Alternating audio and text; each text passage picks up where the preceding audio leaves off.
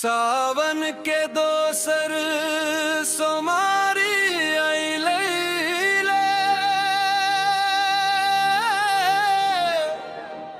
बाबा के नगरी मनवालु भइले रे।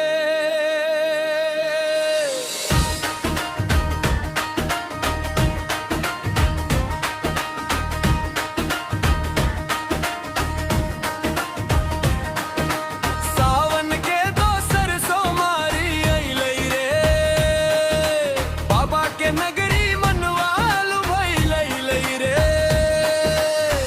कांधे पे कांवर यार गंगा जल लेके बाबा के माथे जलवा चढ़िले। अरे बोल बम बम बोल बम बम बोल बम बम हो हर हर महादेव हर हर महादेव भोले बाबा हो। केसरिया रंग में रंगाइल बाटे शिव के भक्ति में मनवा समाइल बाटे। नाचे कांवरिया बाजे नगइड़ा बम बम बोले सारा जमाना।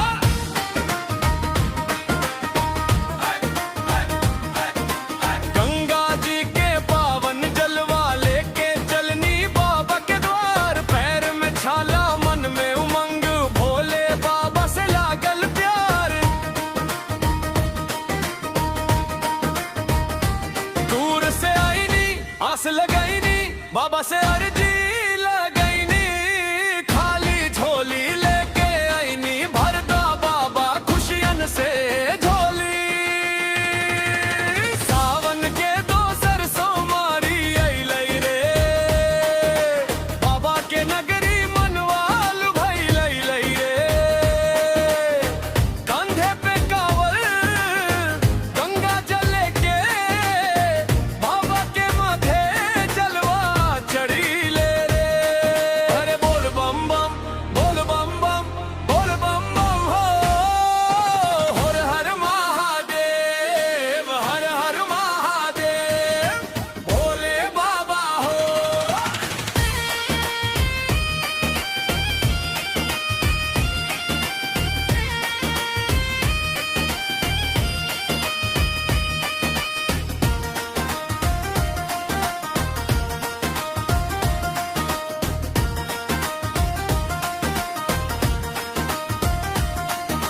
माई के सुखवा बाबू के छाया बाबा से मांगे घर के माया। बहिनी के सुख भाई के मान बाबा रखी है सबके सम्मान।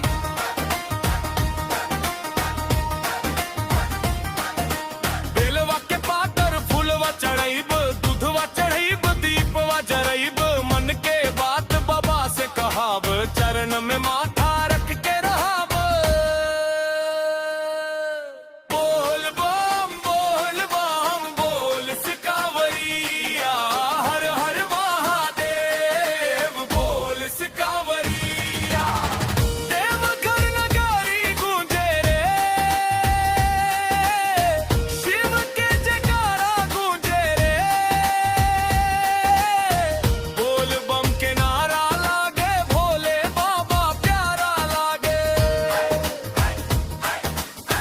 रिमझिम बरसे सावनवा भींजे तनवा भींजे मनवा। शिव के नाम के रंग में रंग के चलनी बाबा के धाम रे। ना थकबा हम ना रुकबा हम भोले बाबा के नामे चलबा हम। जब तक बाबा के दर्श न होई मनवा के चैन कहाँ होई।